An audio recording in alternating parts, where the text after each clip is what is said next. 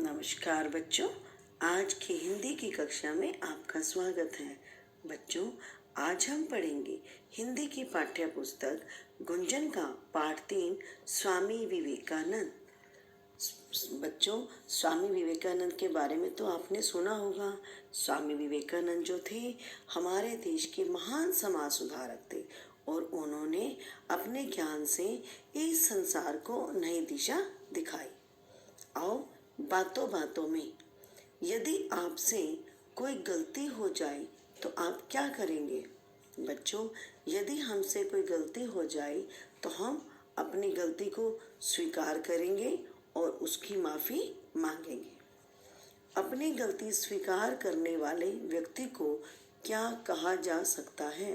बच्चों, अपनी गलती स्वीकार करने वाले व्यक्ति को बहादुर कहा जा सकता है, क्योंकि वह अपनी गलती ईमानदारी से स्वीकार करता है, इसलिए उसे बहादुर कहते हैं।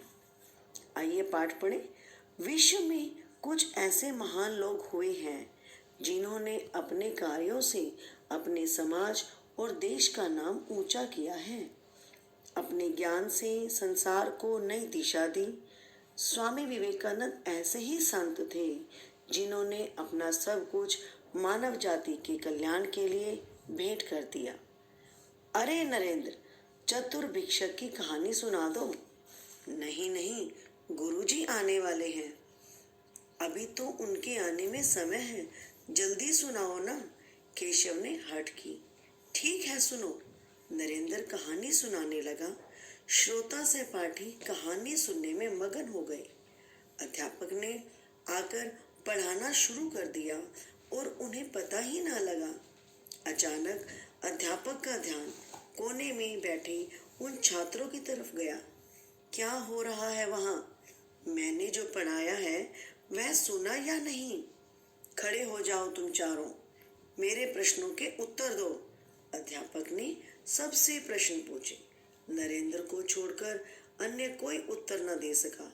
शिक्षक ने कहा, नरेंद्र को छोड़कर सभी खड़े रहो। कक्षा में बातें करने का दंड तो मिलना ही चाहिए। गुरुजी, मुझे भी दंड दीजिए। कहानी मैं ही सुना रहा था। नरेंद्र ने स्वीकारा। नरेंद्र की सच्चाई और ईमानदारी देखकर अध्यापक दंग रह गए। सच बोलने वाला यह बालक नरेंद्र आगे जाकर स्वामी विवेकानंद के नाम से प्रसिद्ध हुआ। स्वामी विवेकानंद का जन्म 12 जनवरी 1863 को मकर संक्रांति के दिन कोलकाता में हुआ। बचपन में उनका नाम नरेंद्र नाथ था। छोटा नाम नरेन पड़ गया। उनके पिता का नाम विश्वनाथ दत्त था। वे उच्च न्यायालय में वकील थे। अंग्रेजी भाषा ज्ञान और भाषण कला नरेंद्र को विरासत में मिले। उनकी माता भुवनेश्वरी देवी धार्मिक महिला थी। वे नरेंद्र को रामायण, महाभारत के किस्से, कहानियां सुनाती थी, जिससे नरेंद्र में धर्म के प्रति रुचि उत्पन्न हुई। उन पर माँ का विशेष प्रभाव रहा। उनकी बुद्धि कुशाग्र थी। वे कक्षा में प्रथम आते थे। उन्होंने छोटी उम्र में ही महान ग्रंथों का अध्ययन कर उन्हें याद कर लिया था। उनमें नेतृत्व करने का अद्भुत गुण था। उन्हें व्यायाम, कुश्ती, घुड़दौड़, तैराकी का भी शौक था।